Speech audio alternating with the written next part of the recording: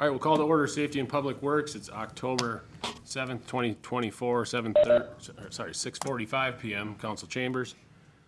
We have 8 items tonight. First of which is a update on the Trunk Highway 210 Lum Park Pedestrian Bridge grant funding. This one is Public Works Director Jesse Dean. Thank you, Mr. Chair. So after the council direction to inform MnDOT that the city would not be able to utilize the CRP grant funds in the timeline that was given, staff was informed about a week later that district staff had received new information that there was clarification on another option to utilize the funds a little bit later. Requiring funds to be encumbered by the end of fiscal year 2026 rather than 2025. In addition, staff has provided some information on another funding source that could be an option if the council wishes to explore it. The Transportation Revolving Loan Fund could be used to fund the local side of the project for what we're unable to find from grants or the DNR. The loan could be spread out over as long as 30 years at an interest rate below market. This is something that staff can present more information on if we choose to move things forward. Staff is recommending that council reinstate the city's utilization of the CRP grant for the Highway 210 Lum Park Pedestrian Bridge project until fiscal year 2026. Thank you. So basically an extension for another year where we can continue to look for other sources of funding where we thought we didn't have that time. So, good news. But this doesn't, you're not trying to lock into any other specific funding like the revolving loan fund. You're just opening us up to utilizing the grant that we already received, correct? Yes, sir. For another year. Okay. Which one, which item in there had a 20% local match that you referenced? That's the next item, sir. Say again? That's the next item, sir. Oh, I'm sorry. I get confused again. So, but it's related. Related to the same project, yep. Okay, that's where I got confused. Well, I'm good with extending it. Is it like doesn't lock us up in any way of commitment or anything as long as with the extension? No, sir. I mean, we're still awarded the same grant that we were essentially 3 weeks ago. We're just able to now utilize it with the additional year. So from the ATP's perspective, they flopped some projects. It's the Region SWTC Urbanized Extended Area Second Solicitation Results Project. And I knew what that was at the time. I guess I would say that there were some, that it was a unanimous vote to do this from the Area Transportation Partnership. There were some concerns expressed about what if we don't get the money again, but if we don't get the money again, then it goes back and the ATB can spend it on something else. So I think this is a win for us. Yeah, they're working with us. Is that a motion? No, I hadn't made a motion. I will make the motion that we reinstate the city's utilization of the CRP grant for the Trunk Highway 210 Lum Park Pedestrian Bridge project until fiscal year 2026. The end of? It just says until. Okay. You want the end of, Jesse? Second. Yes. Second. Got a motion and a second. Any more discussion? Hearing none, go to a vote. All in favor? Aye. Aye. Motion passes. Item number 2, we have applications for active transportation and transportation alternatives grants. Again, this is Public Works Director Jesse Dean. Go ahead. Thank you, Mr. Chair. So follow up to the last item, the solicitation period is opening this fall for the active transportation and transportation alternative grant programs. We have applied for both programs for the pedestrian bridge project in previous years without having received an award. We are hopeful that with the CRP grant, that the possibility is higher to receive an award on one of these programs. So staff is requesting authorization to apply for both the active transportation and transportation alternatives grant programs for the Highway 210 Lum Park Pedestrian Bridge project. And to Alderman Chesnick's question, the transportation alternatives grant program is the one that has the 20% match. The alternative active transportation grant program does not have a grant match requirement. Thank you. Jesse, do you want to talk about some of the changes? Okay, maybe you weren't at that meeting. So they're changed, because it used to really favor kind of the last connections and trail projects, and they're trying to open it up so that they'll be able to fund more projects like this one. Correct. So you're saying it would have been more likely in the old way they were doing it to be the last part of the trail. Now we have a bigger extension that they're trying to do between Crosby and Brainerd, that this would be more likely to be funded. More likely to be funded in the new system, Great. so. Hey, things are looking great. Lots of enthusiasm. Yeah, and so you ask for a grant, there's no idea what you don't commit to a dollar amount, they just say, well, here, we'll give you this much if they are going to award one? There's a maximum on the active transportation, the AT grant of $1 million. Okay. And a maximum on the TA grant, because neither Jesse nor Tiffany named these things. They are this confusing. Maximum award of $800,000, and that's where the 20% match comes in Sure, on that one. okay. All right, do we have a motion? I will move that we authorize staff to apply for both the active transportation and the transportation alternative grant program for the Trunk Highway 210 Lum Park Pedestrian Bridge project. I second that, I got a comment. Go ahead. Reminds me of many years ago, the city staff, along with the mayor, asked for a grant from the federal government to do a corridor study of the Mississippi River to find a new location for a bridge. And one of the questions in there, is there any public opposition to this? And since then, we've changed this policy. Public opposition, there was nobody aware of it. They were awarded $1 million, actually $800,000 with a 20% match. They didn't get any response from any local other government entities. They said they had it. This is what happens when, I think now we're doing a much better job of at least getting these things approved before we apply for them. So that's my comment. Thank you. Any more discussion? Hearing none, go to a vote. All in favor? Aye. Motion passes. Item number 3, we have approval of the sale of Transit Bus 114. Again, Public Works Director Jesse Dean. Thank you, Mr. Chair. So staff received a new bus this last August, and we have prepared bus 114, one of our few remaining diesel buses, for disposal. We are finishing the process to get authorization with MnDOT to sell the bus. So staff is recommending council authorize the sale of bus 114 contingent on MnDOT's authorization. So moved. Second. Motion and a second. Pretty straightforward. Any discussion? Yeah, I have a related item. We got a new bus, as mentioned, and it's got windows that open for the passengers, which is wonderful on a nice fall day when the sun's beating in and it's cool air and you don't have to have the air conditioner on. So whoever ordered buses prior to this one failed to have windows that open, which is a benefit to the riders. So Great. point of interest. Thank you.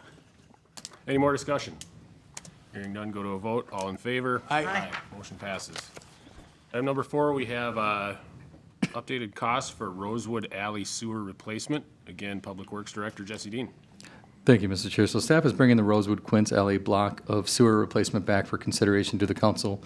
In the previous discussion, staff reported that we would intend to replace the main with 8-inch minimum size.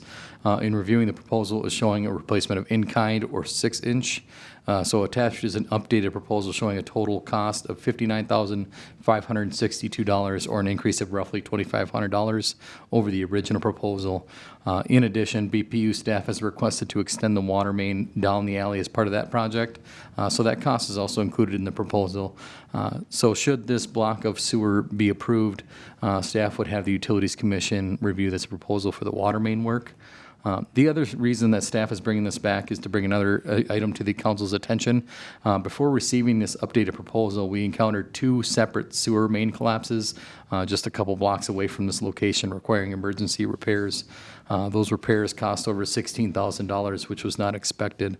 So that totals 3 emergency repairs on the sewer system this year. So staff wanted the council to be aware of this expense before authorizing this block of sewer replacement.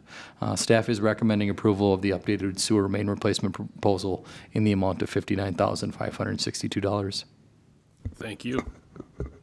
I got a question. Yeah, Jeff. Jesse, obviously, we didn't have this budgeted. Can we adjust fees on, like, spot adjustment to cover costs? We would have to do fee adjustments by resolution. Yeah. And then that would probably take effect as of the effective date as the resolution moving forward. But our fees aren't, we don't have any plan on adjusting those until next year, right? That was the direction from the council, was to do the 2 yearly increases for the first 2 years and then review the rates after that, based on the 5-year study that was done by the consultant. But we're not locked into that, right? That is the direction that the staff has from the council currently.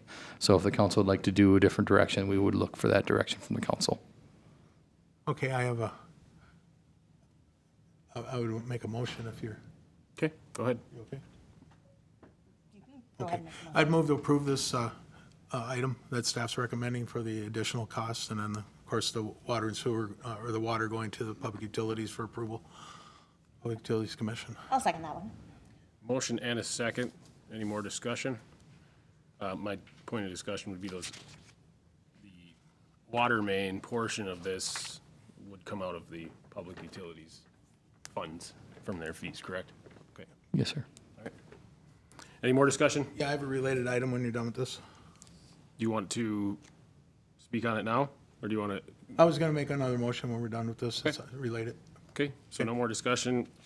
Let's go to a vote. All in favor? Aye. Aye. Motion passes. So I'd like to have us have a brief discussion and, well, perhaps right now, but talk about maybe staff bringing back our fees for sanitary sewer, just to look at that to see if we can put something together, maybe have the council decide if we want to have staff come back with that. I'm prepared to make a motion now. Revisit that in a couple weeks? Yeah, maybe bring it Discussion? back if possible, yep. I'm okay with that. You want a motion to that effect out of committee?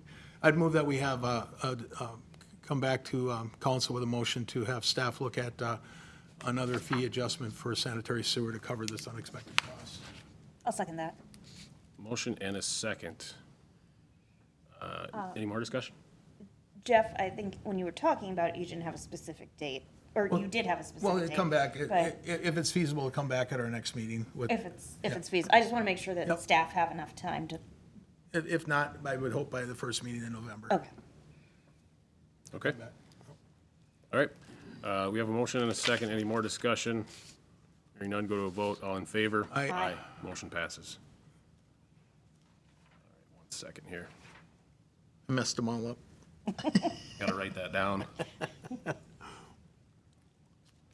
All right, so next item, number 5, we have direction on sidewalk on Northwest 3rd Street and Jackson Street. Again, this is Public Works Director Jesse Dean.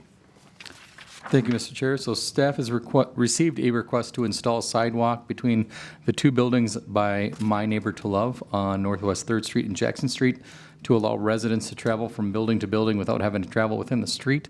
The sidewalk would have to cross Jackson Street right-of-way. For any sidewalk that crosses public right-of-way, staff recommends that it be treated as public sidewalk and thus be required to be placed within the right-of-way and tie into the existing trail at the roundabout. The current walkable, bikeable plan does not show sidewalk on these blocks of Northwest 3rd Street or Jackson Street. If sidewalk were to be installed there as public sidewalk, it would become city infrastructure and thus the city's responsibility long-term.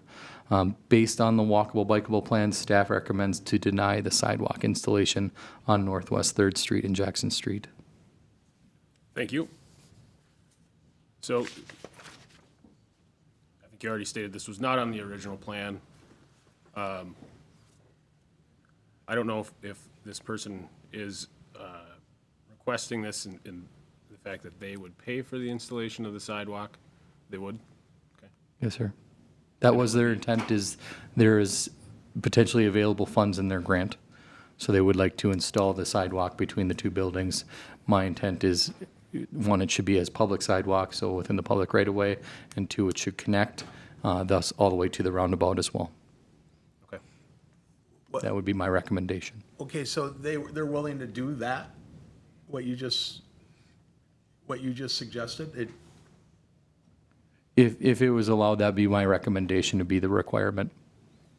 Were they proposing to do something different than what you're recommending? Their initial request was just between the 2 buildings.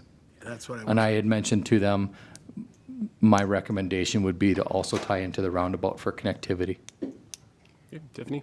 Jesse, when was that walkable, bikeable plan developed.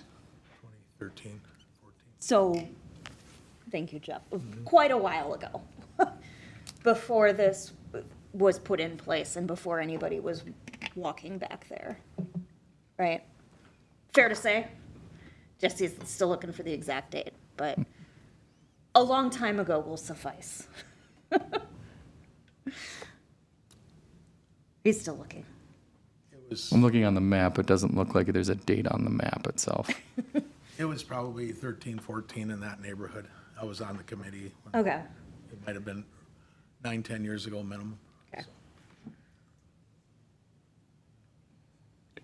Anything else?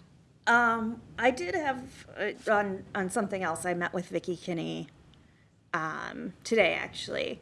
And, she's not particularly, set on whether it's gonna be a concrete skinny sidewalk or a pavement side. I think she'd be open to, if we want it to go to the roundabout and connect there, I think that would be, doable. And I also can't help but think about that stretch of 13th, as I was driving from having coffee with her to home, where we can't put a sidewalk, thank you, railroad, but people walk there, and you can see it, and it's ugly. And I don't want to have that in this area, too, and I think that's what we would be inviting if we don't put something intentionally there for people to walk on. Okay. I think we, counter to that, we did already approve a full plan, and then we approved another plan that was changed. We went through quite a few plans, actually, in the approval of this whole project. And now we're asking for another change. I'm not against the sidewalk, but it does bring up a point where it goes across the public right-of-way. And so that's the only problem. I think if they want to put in a sidewalk on private property that they own, I think they should be free to do that. But with the walkable, bikeable map the way that it is, which is, even if it's old or new or whatever it might be, it is what it is. We have a trail that goes right by there, but we were never really in plans for having a sidewalk on that street. So I'm hesitant to just put in a sidewalk. Every time we put in a sidewalk, that's one thing that we have to maintain going forward. So I like the fact that they're willing to pay for the initial sidewalk installation, but subsequent sidewalks, years in the future, we would be replacing that with taxpayer dollars. It has to be considered. They're not getting cheaper. With one block of sidewalk, didn't we reach about, what was it, 70 or some kind of crazy number? That, you don't have to look it up, but I'm a little hesitant to do this right now. I think what we have for the plan that is approved, I think we move forward with it. Maybe we revisit the idea of a sidewalk once it's done, once it's caught up. That's what I'd be more comfortable with. Can I ask, Jesse, is there any benefit for them or disadvantage for them to wait, like Mike's suggesting maybe, to put a sidewalk in? Is there a need to do it sooner than later for them that you're aware of? I think you just timing with the construction, I'm sure that they have other concrete sidewalks, so the fact that they probably have a similar flat earth contractor on site doing similar work, it'd be the benefit of that, doing that work at that same time. But beyond that, no, I don't see necessarily, unless there's restrictions with the grant. And they have to meet, if they were gonna do it, they have to meet all the ADA accessibility features of the sidewalk and all that, right? Yes, sir, public sidewalk must meet ADA. No.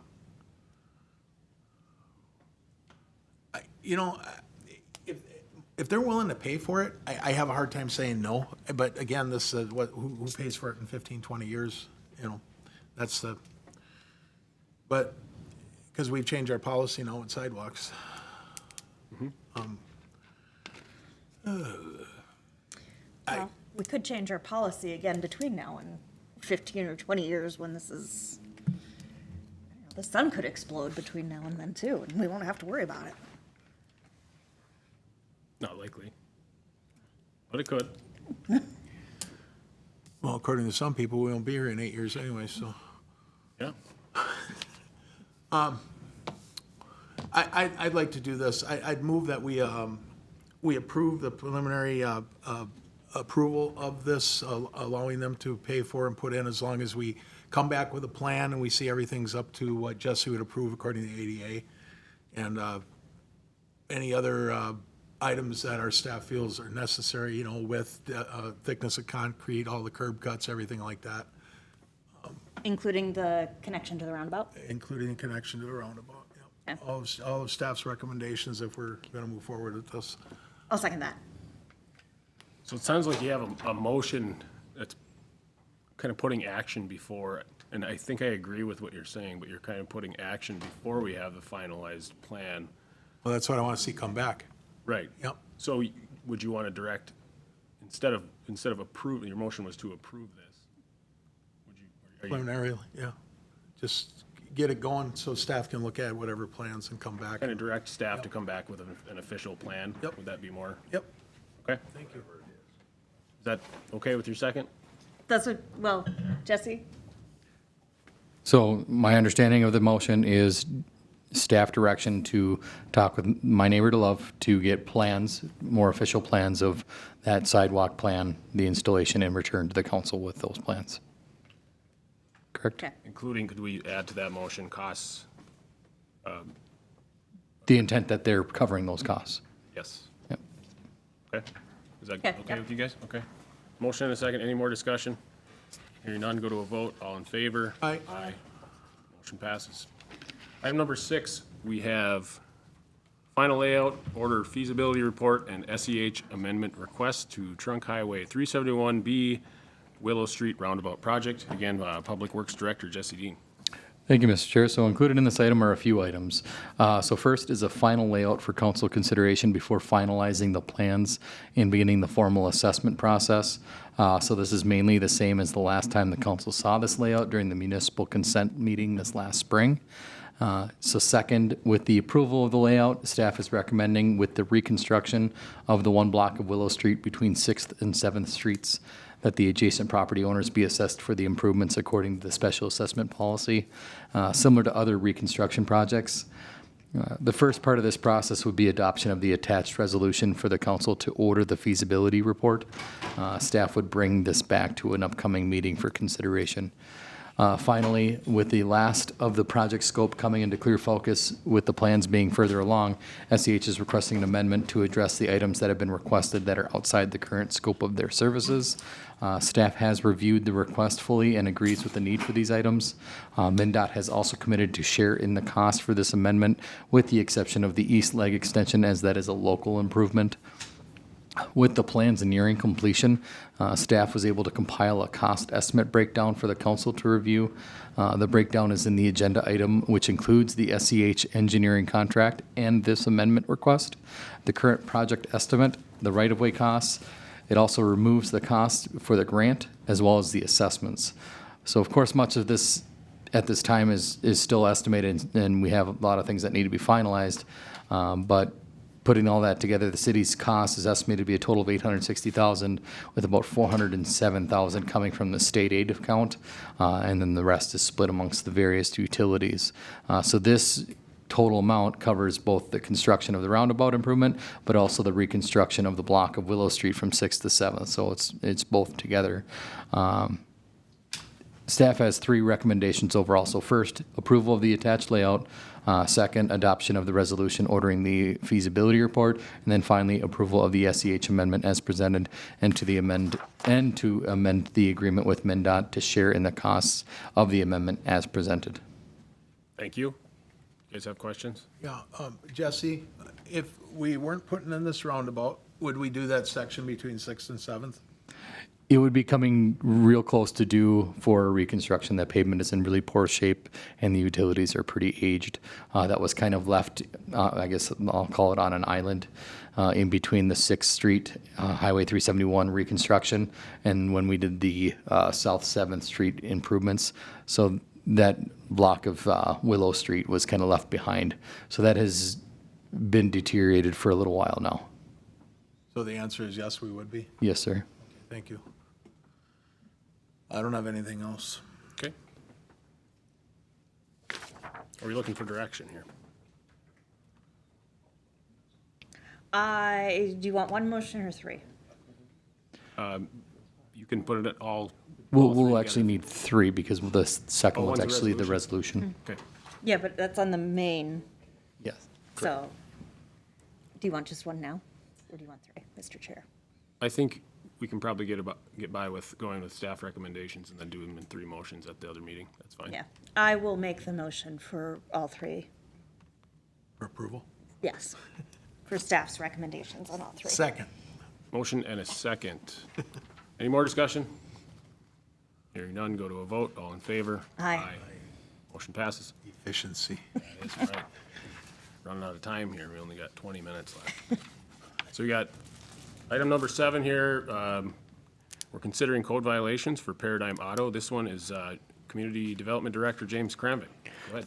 Thank you, Mr. Chair. So the department received a complaint about Paradigm Auto this spring regarding the U-Hauls parking on the grass, which is in violation of the city code.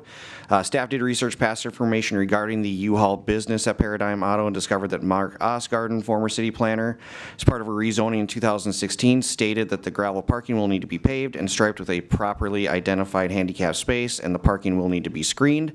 In addition, he stated the outdoor rental sales area could accommodate no more than 7 spaces for U-Hauls. That information was provided in the packet. Staff has witnessed numerous times throughout the summer where 20-plus U-Haul vehicles were parked on the grass at the business. Staff has given Mr. Schmidt options on how to proceed. He stated fencing and paving are not in the budget for the U-Haul business. Also, the code as drafted is not really set up for a significant number of U-Hauls to be located in the town center district. The town center district still allows for 7 U-Hauls, essentially that same percentage that was in the previous B4 district. Mr. Schmidt was unable to attend tonight's meeting on short notice, as I was able to only call him today at noon, but would like the ability to speak before a final decision is made. He said he would be able to attend the next meeting. So with that, staff is looking for discussion and direction from City Council on how to proceed. The options are similar to what we've done in the past for other code violations. You're certainly aware of what's required, so I'll answer any questions that the City Council has. Thank you, Mr. Kramvik. So this has been going on since 2016, looks like? 2016, possibly a little earlier for other vehicles parking on the grass, but for the U-Hauls, I believe, is 2016. And as we got closer to the COVID years, we got lax on our code enforcement, and now it's kind of being opened back up again. But well-known, both parties, this has been in violation for quite a while. I feel for the business owner. I think I get where they're coming from. But as I've heard in this room before, there is a cost to doing business. But in just kind of brainstorming for this person, what comes to my mind is we have city property where this would work. This specific use, I think, would work, probably somewhere in the industrial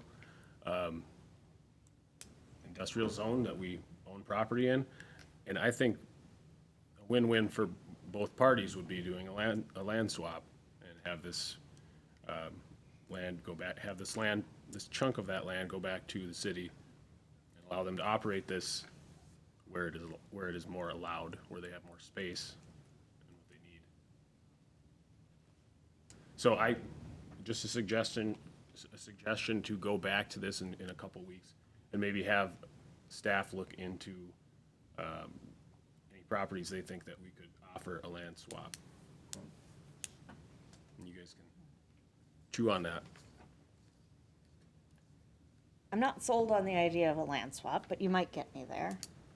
I am sold on the idea that he should be able to talk to us about it, and so I move that we recommend tabling this until the next meeting. I'll second it. Okay, as a discussion, you guys don't want those options? Because the way I see this is when we come back, he's either got option 1, we start the citation process. Option 2, he complies. Option 3 would be we offer him an area where he could do this staff could come back with anything on those lines. Or we push this out even further. You're discussing the tabling motion. Yeah, that's fair enough. We'll be voting on it. It's a non-debatable. Okay, well, I'll be voting no. To further debate the non-debatable motion, because the chair's gonna let me get away with it. I'm open to any of those options, or maybe they'll come up with something completely different that'll be an amazing solution. Yeah, as long as we're talking about it. Yeah. I thought, well, we table it, he'd come back, that's what, we can talk about it then. Yeah. That's my point of waiting to our next meeting. Okay, To your point. okay, all in favor? Aye. Aye. Against? Aye. Motion passes. Item number 8, we have direction on active code enforcement cases. Again, this is Community Development Director James Kravick. Go ahead. Thank you, Mr. Chair. So staff is bringing 2 properties before the committee for review tonight. The first one is 608 9th Street North. There's a dead tree in the backyard, very large and very hazardous. We did give an extension to the homeowner, but it has still not been removed. So staff is recommending obtaining a search warrant on that one and abating the property. The second one is 1812 Oak Street. This one's for junk and debris and garbage. The property owner said he would remove it, but it has still not been addressed, and they've received the 3rd citation. We've also received complaints from the neighbor on this one. So with that one, staff is also recommending to obtain a search warrant and abate the junk and debris. Thank you. We have a motion? Can you remind me when the 9th Street North was first notified? Believe they were notified last year with a letter. Okay, thank you. That's all I needed, I Okay. forgot. I'll move to approve both staff recommendations to further search warrants. Second. Motion and a second. Any more discussion? Hearing none, go to a vote. All in favor? Aye. Aye. Motion passes. We can adjourn to the council meeting.